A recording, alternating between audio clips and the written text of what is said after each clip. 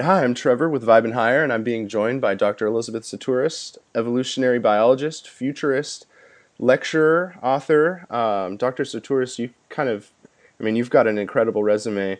The thing that I liked the most that actually saw a couple times was Cosmic Snoop.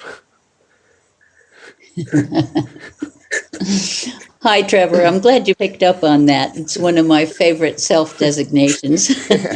I don't know if I'm qualified, but I think I might like to consider myself a bit of a cosmic snoop.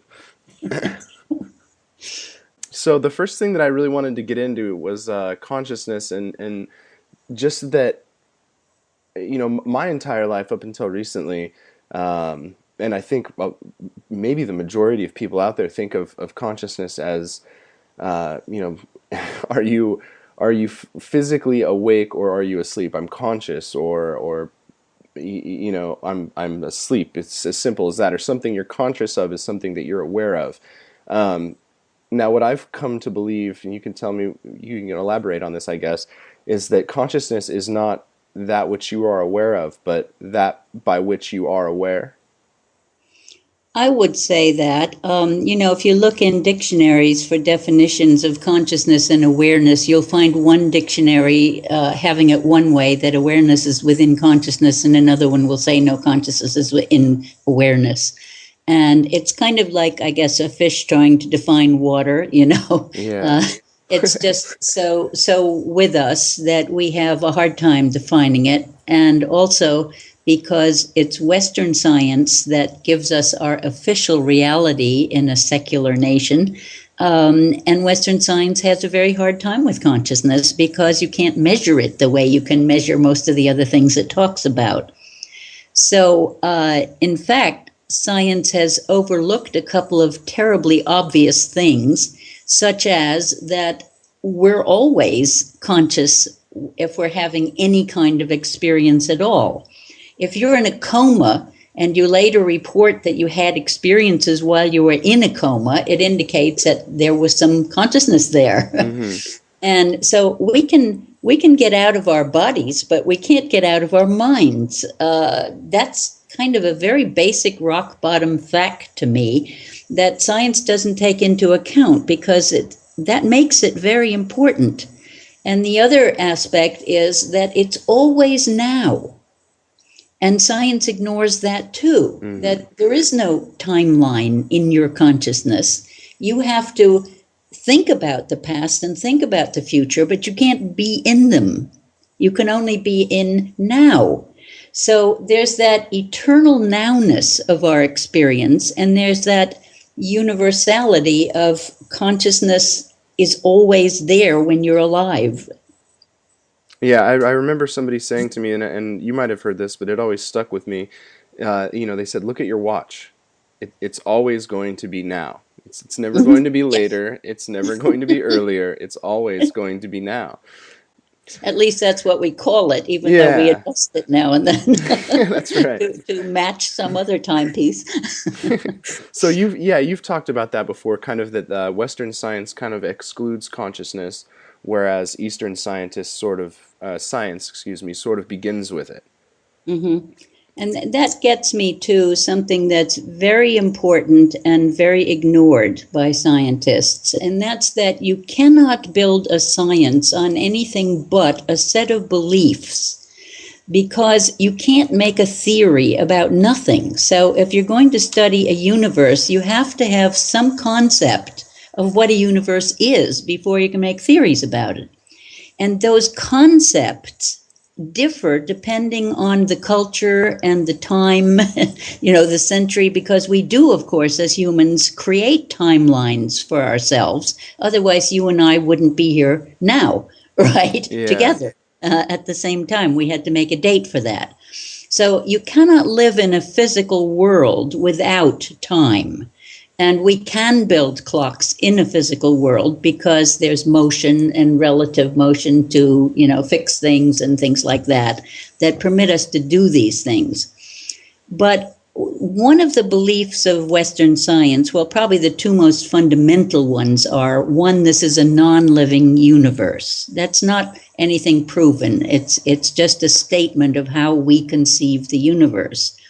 And the other one is that we can study it objectively without interfering in it.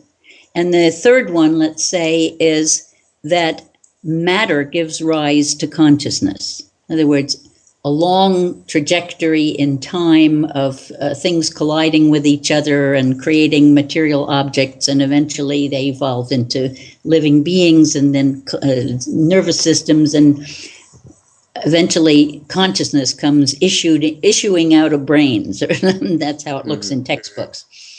Now, there have been other sciences in the world which Western science will discredit now, even though it's based on some of them. For instance, Arabic science is something that was very important in the development of Western science. But in Vedic science out of India, the belief is diametrically opposite to the Western science belief. Western science says consciousness is created by matter, and Eastern science, Vedic, says no, matter is created in consciousness. So it's fascinating that you can build two sciences on opposite beliefs about the kind of universe you're studying. But that's how it is. And Western scientists will discredit that and say, no, they're pre-scientific, they don't understand. But nor can they tell you that they have proven that this is a non-living universe, because they haven't. They can't prove that. And they'll say you don't have to because it's obvious. So it's arrogant to me to dictate that one culture knows better than another human culture when there were some pretty smart people on both sides. So do you believe that the reality of things lies somewhere in between those two, or do you tend to lean toward the Eastern science? I personally tend to lean toward the Eastern science because after a long trajectory of looking at things, it makes more sense to me that way. Mm-hmm. However, I differ from most paradigm shifters because the paradigm shift, which dates back to Kuhn's book on the structure of scientific revolutions, and points out that these basic beliefs change over time that science is built on. And I used to be a paradigm shifter who thought, oh, we'll get a better set of beliefs that are truer and take over for the old beliefs that are sort of, the old mechanistic paradigm, right? Doesn't explain things as well. But now I feel like there's no reason why we shouldn't acknowledge that science has to be based on beliefs, and therefore permit alternate sciences to have legitimacy. And the reason I would like that to happen is, one, I don't want to do in Western science. I love the technology that it has generated. I love that we can go to the moon and that we can talk to each other on Skype and all those wonderful things. And I don't want that science to die, to be replaced. On the other hand, that science based on the mechanistic model does not understand life very well. And so I held a couple of international symposia on the foundations of science to get scientists of what I call different sciences to write out their fundamental beliefs. And Arabic science, now Islamic science, actually has a belief in a living universe rather than a non-living universe. So what if the two could talk to each other and say, look, you're good at mechanics, but you're not so good at life, and we can see that sometimes your mechanics is interfering with life, and we'd like you to know that. So stop poisoning the food supply, take alternative medicine more seriously. We, just as the religions have world parliaments of religion, we could have, a consortium of global sciences that talk to each other intelligently and respectfully. Yeah, I've heard you talk about that before. Do you think that that's something that we're moving towards in this kind of, that's one of the things that I like to talk about on the site a lot, is this idea of this global awakening, and that we're kind of in this shift in consciousness. Is that something that you think that we're moving towards, as far as maybe? I think your generation will do it. I think there's going to be a very big difference between my generation and yours. I like to say to young people, look, building a better future is easy. Just stop doing the stupid things my generation did. If you don't want to do racism and war, you don't have to. It'll be gone if you don't do it. Back in the 60s, when we were young, we tried and said, what if they called a war and nobody came, and, save water and bathe with a friend, and wonderful little slogans we had back then. But of course, we did too much democracy. It was called by the neoconservatives an excess of democracy. And so we got beaten down a little for all that. Fortunately, your generation has honored that, is aware that those beginnings were made, and can build on it and see that, yes, you don't have to call wars anymore. But what you're going to have to do is you're going to have to get to your peers who are the children of the elite. And I said this once to a group of young people in Brazil, and they had already done it. They had already identified some of those young people who were going to be inheriting fortunes and won them over to their way of seeing the world. And I think that's a great tactic, to co-opt some of that inheritance coming their way to build the world you want. Now, do you think that there's some sort of aspect of evolution? Like, are we in perhaps some part of a cycle? I mean, I know that you talked about we're kind of moving from this notion of competitiveness, hopefully, into cooperativeness. I mean, do you think that we're in sort of a known part of some sort of evolutionary cycle? Absolutely. I call it a maturation cycle. And from my perspective, this has been going on throughout evolution. And very simply, the first half of biological evolution of Earth was all bacteria. And they basically went through a long period in which they differentiated, invented lots of different lifestyles, were very competitive, and ended up cooperating as great big cooperatives that we call nucleated cells.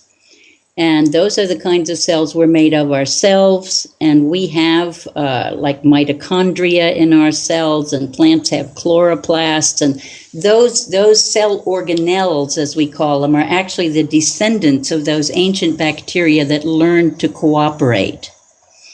And then those big cells, and that nucleated cell that we're made of is the only cell other than bacterial cells ever to evolve on Earth. And a lovely man named Lewis Thomas once quipped that Earth itself was a big cell. So cells are absolutely fundamental. And after that big cooperative nucleated cell was built, another billion years went by, taking us through 3/4 of evolution, while those new cooperatives went through their own youth. And this is where the cycle comes in. That when something new forms, it has to go through a life process, a stages of maturation. So the nucleated cells were feisty and competitive throughout their youth, and then collaborated as multi-celled creatures, not inventing a new cell, but a new kind of creature altogether, the multi-celled creature. Now, fast forward to humans, because you know the story of the fish coming out of the sea and all that. Mm-hmm. And humans did the same thing. The tribes of, human families, tribal groups, got together thousands of years ago and started building cities that were cooperatives in the same way that the bacterial cooperatives became nucleated cells. Humans built the first cities as places to share, worship, and trade in, where they could come together and trade.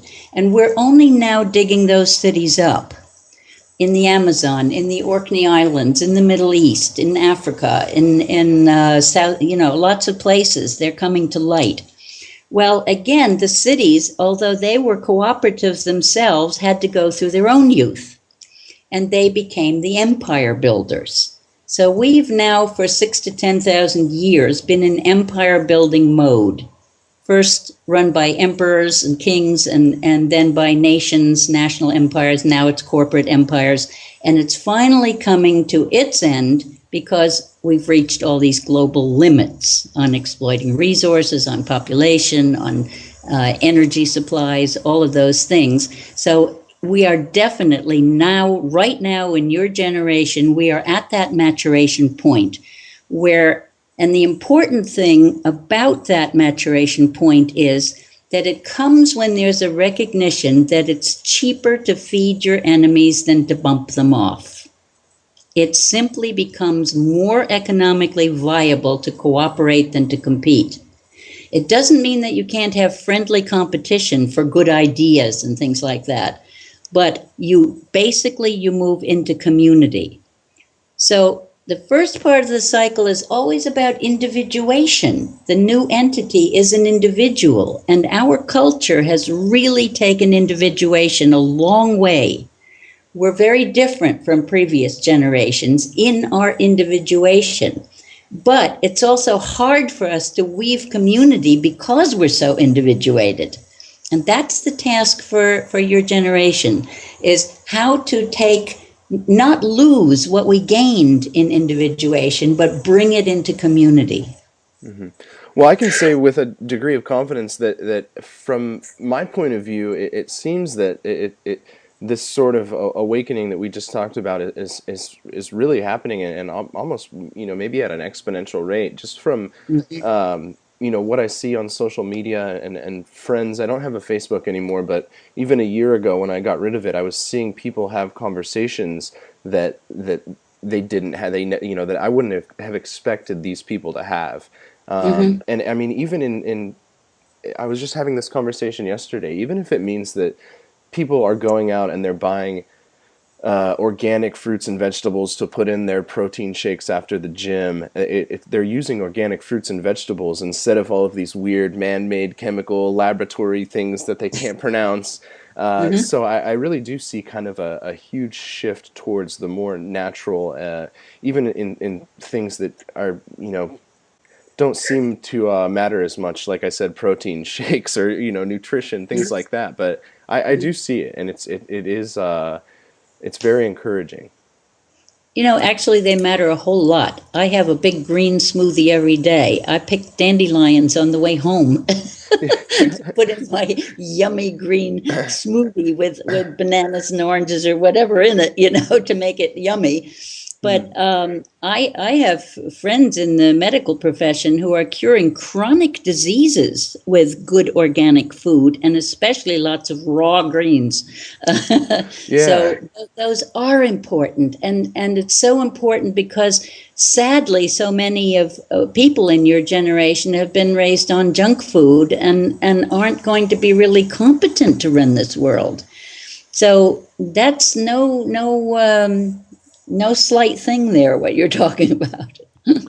Nutrition. Yeah. Well, and like I said, it is something that I've seen massively growing. I mean, it seems to me that with the advent of the internet, we have this means of instant communication, and then you've got things like Netflix or YouTube, where you've got these movies like, I don't know if I necessarily want to say the titles on here, but lots of good movies about nutrition that are teaching people this kind of stuff, that are readily available over the internet, and then people are getting on and communicating about it, and teaching their friends what they've learned.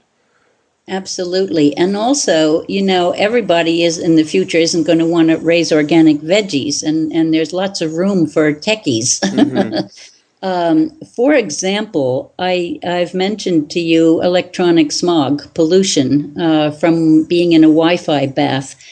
I saw one lecture on the internet that suggested that we could be communicating using scalar waves rather than electromagnetic energy frequencies, and that now we screen out the scalar waves as an impurity in the signal when it should be the other way around. And many people are going back to Tesla and other older inventors to see. So I believe that we could get rid of the electrosmog. The last studio that I lived in, and I didn't know this until afterwards, I was beginning to have at night, and it was only at night when I was trying to go to sleep. It seemed almost very mechanical. My body would twitch almost maybe every 45 seconds or a minute. My all of the muscles in my body would kind of twitch, and it would happen when I was in that nearly asleep state. And I had no idea what it was. I mean, I didn't. I basically wrote it off as I had no idea, and I wasn't even really. I didn't even really think of it as a problem. Like maybe that it was, I don't know. It was very weird. But then I come to find out about these smart meters, and the house had a smart meter, and it was sending out some kind Oh of dear. pulse, Mm-hmm. and my whole body was literally twitching every time it would send out that pulse. Oh wow. Yeah, and I These things are not good for us. And so they cry out for reinvention. Like I say, we don't want to lose the best of technology, but we have to become aware of where it's harming us and figure out how to make it clean, which I believe we can. Yeah. Oh, yeah. I mean, you want to talk about technology and all of these things that we're capable of doing. I think that we can certainly find, like you said, cleaner ways of doing it. Mm-hmm. I also think here's something interesting. I was one of those old people who really got upset with texting that young people were ruining the language by Ah, stripping down to this shorthand. And then I remembered something back when I lived on Greek islands for a long time, and at that time I wondered why the Minoan culture had invented writing and then never used it to tell stories and songs in. And so I made up this meeting, this round table of the young techies and the old guard discussing this. And the young techies are saying, wow, we can put our songs and stories into this technology and future generations will know them. And, they were all excited about it. And the old people said, you want to do what? You want to reduce our songs and stories to chicken scratches on clay? No way. Where's the music? Where's the color? Where's the feeling? You cannot reduce it that way. And hmm so they win. And that was my made up story about why they hadn't done it. And in fact, all the cultures that invented writing used it first only for accounting and then for law and lastly for literature. Well, fast forward to me as the old person saying that you guys are ruining the language. And suddenly I realized that the emoticon symbols are the first alphabet in history for feelings. And that by stripping the verbal language down and elevating emoticons to have kind of equal strength in what you're communicating, you were doing something phenomenal. You were creating resonance between the parties on the two iPhones. Because the symbol for jealousy or love or anger or whatever it is will resonate immediately with the other person. And that sets up what I believe would qualify as a scalar wave between you, where there is no time lapse. It's instant, and it connects you in a very powerful way that can then be used as a channel for other kinds of information. And so I distinguish between the communication between you and you on iPhones and the communion that you're setting up between yourselves. And that communion is a human birthright. It was practiced and still is occasionally by some indigenous cultures throughout history. It's a birthright. And kids are coming in who do it naturally. Teachers are reporting that kids can do group projects without talking to each other. So I'm very excited about that. And I'd love to see a lot more intentional research on this. yeah, Is absolutely. that what That's you're talking about? Consciousness and connection and weaving community. And that's about communion. Your cells commune. Every cell in your body knows what the others are doing and knows its place in that whole complex society that is your body. And if we humans did that, and we did it in a spirit of real love for each other because of this communion, and we increased the transparency between our minds in this way, the wars will fall away because we'll become incapable of harming each other. yeah, it kind of goes back to that notion, like you said, of moving from competitiveness into cooperation. And Oh, yeah. I'm kind of the belief that most people out there, that just your average person isn't necessarily for war. That's right. But a thing that was very encouraging was last year with Syria, when it seemed like the war drums were beating, and and that was kind of shut down by, like I said, your average person, the average people out there that were just kind of like, no, we don't want this. That's right. So That's right. certainly very encouraging. Now, I did want to get back to something that you had kind of mentioned earlier. You said that we're kind of going back towards Tesla, and I've heard you talk about the 0 point energy field, but I've never heard you speak about it in terms of quote unquote free energy. Now, is that something that you've seen any research on, or that you're a believer in? Well, yeah, I followed it for a long time, and in principle, there seems to me no reason why we shouldn't be able to tap that free energy source, because our bodies do it all the time, our cells do it all the time. We are recreated in every split second from that field of energy.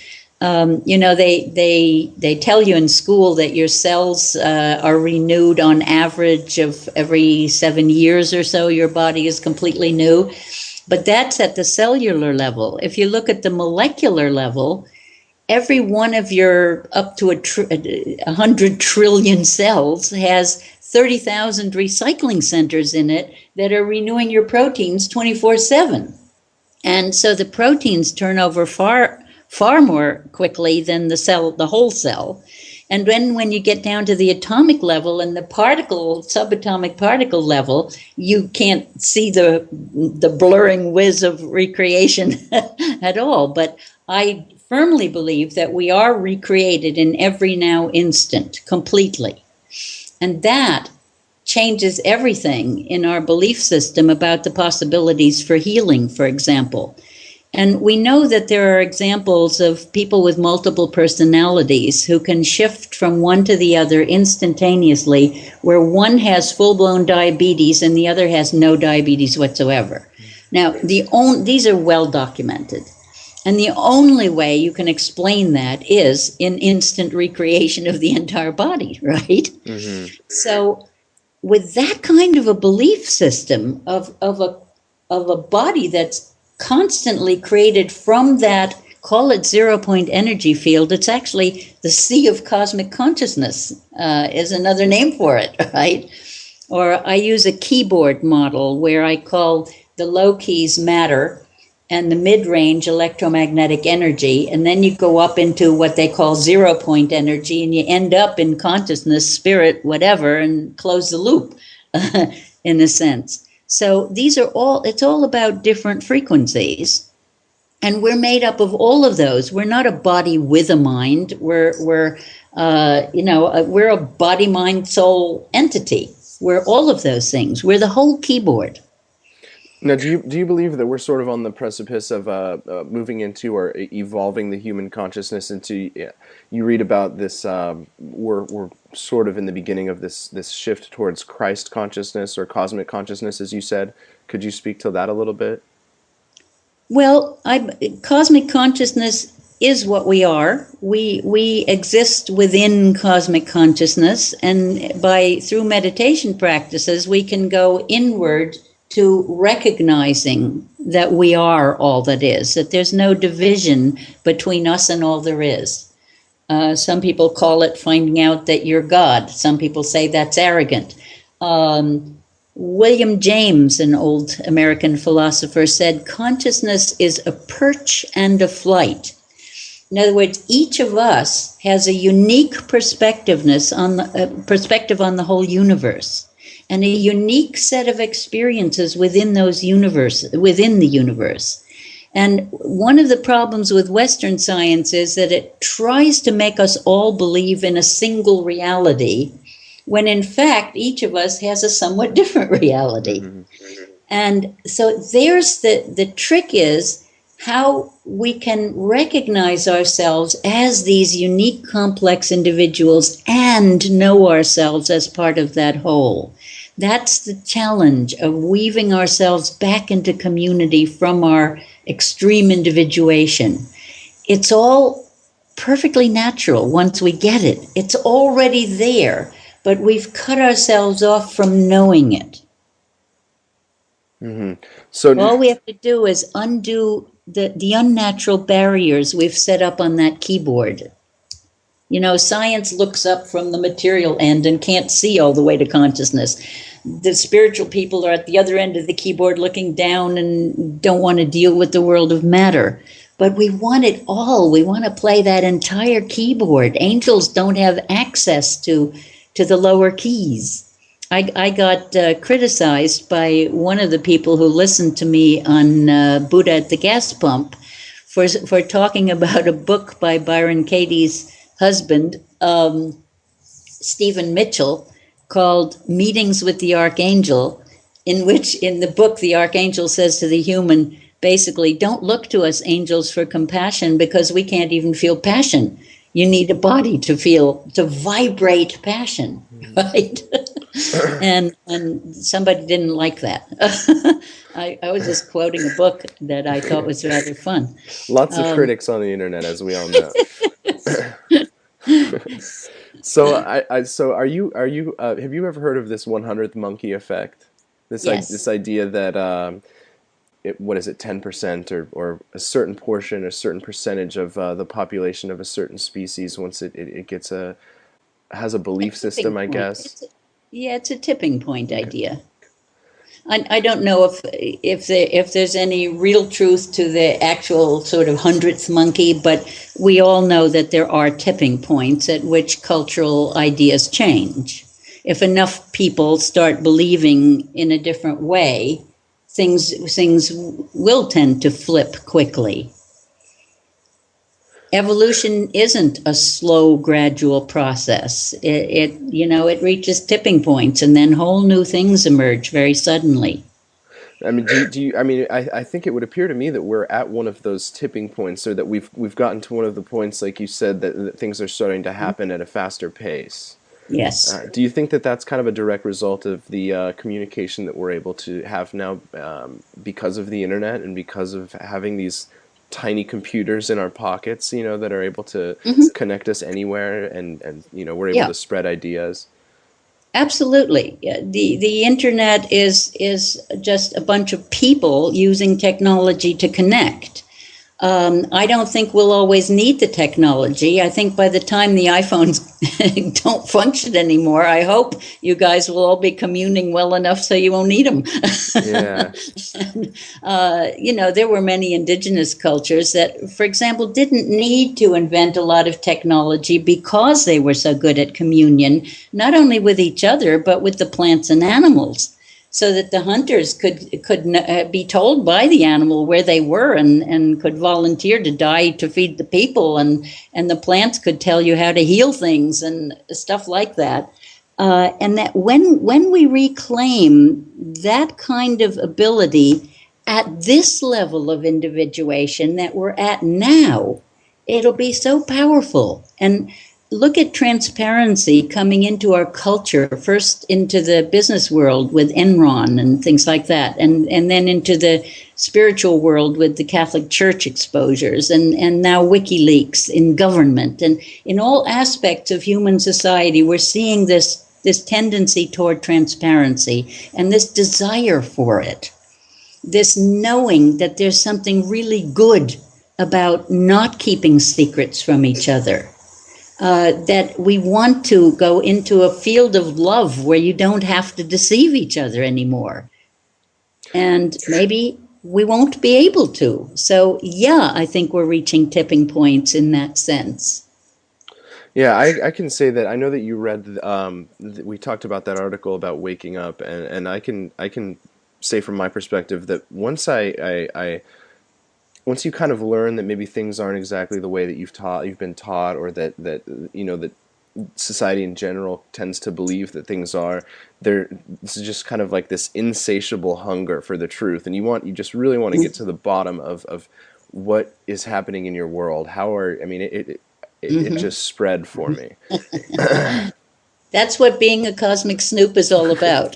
Well, I think that that's something that's happening all over the place, and I mean, I have Yeah. friends, like I said, that I've never talked to about these kind of things, but then it'll sort of come up, and I'll realize that wow, they took a path that was at times very similar to mine, but at other times very different, but we are both coming to the very same conclusions and just Hmm. kind of sitting there with our mouths open, like, wow, isn't this crazy?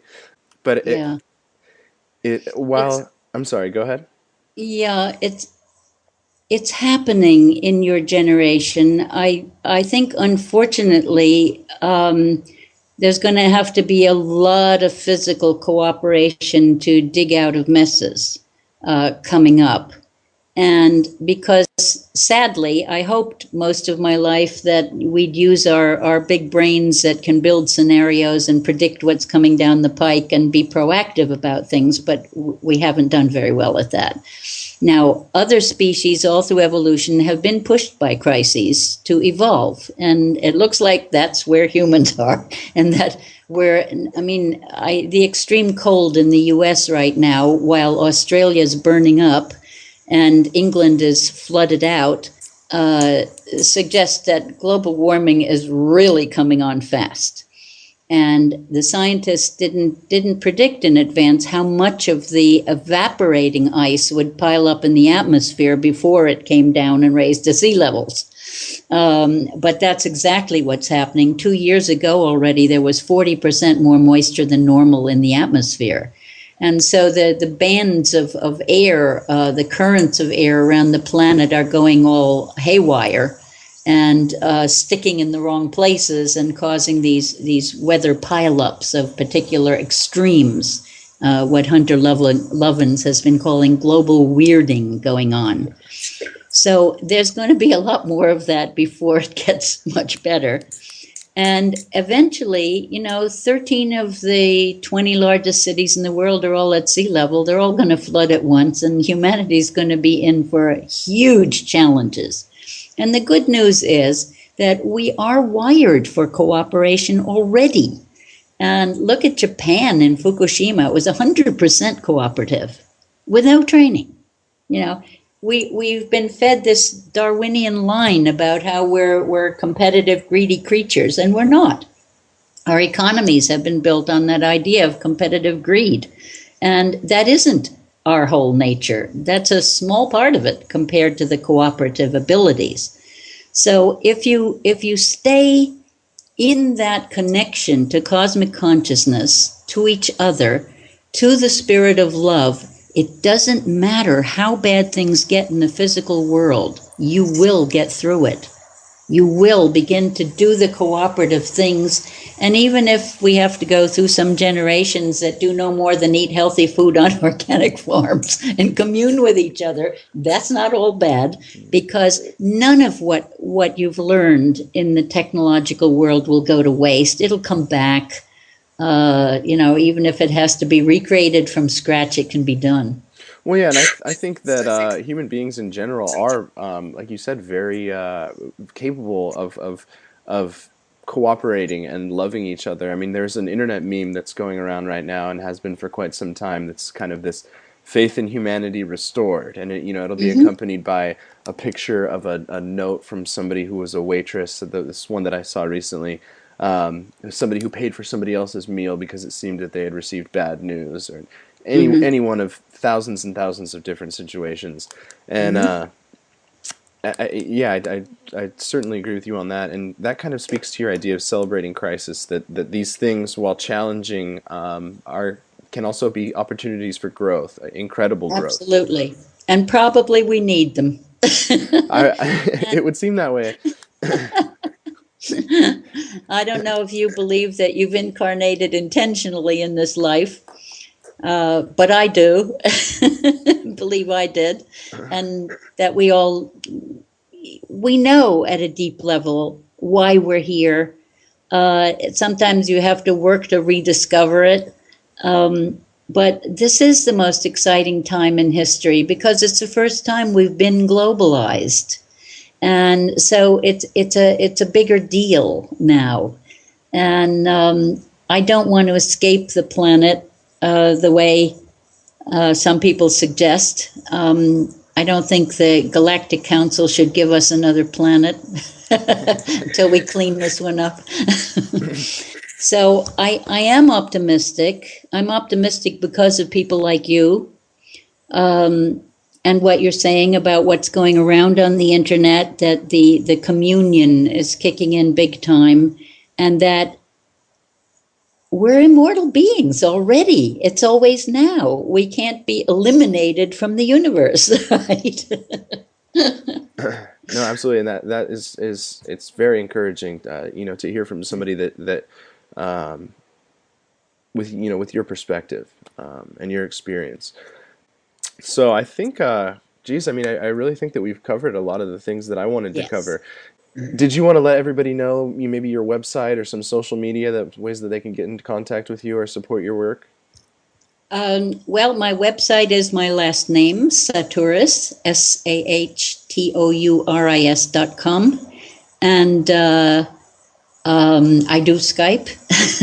I'm trying to write a book, so I'm practically in writing retreat right now. But all I'd like to say in closing really is, it's not so hard to make a better world. All you do is start living it. You just start treating people the way you want people to treat each other, and eat what you think people should be eating, and don't do war and racism and all those things. And then it happens. That's how it happens. We have to know what it is we want, and then do it. Just do it. Just live it. And know that you cannot be taken out of the universe. You're here to stay. Well, an incredible way to end the interview, and I want to thank you again for sitting down with me, Dr. Sahtouris. This has been incredible. So yeah, thank you very much, and hopefully we'll talk again soon.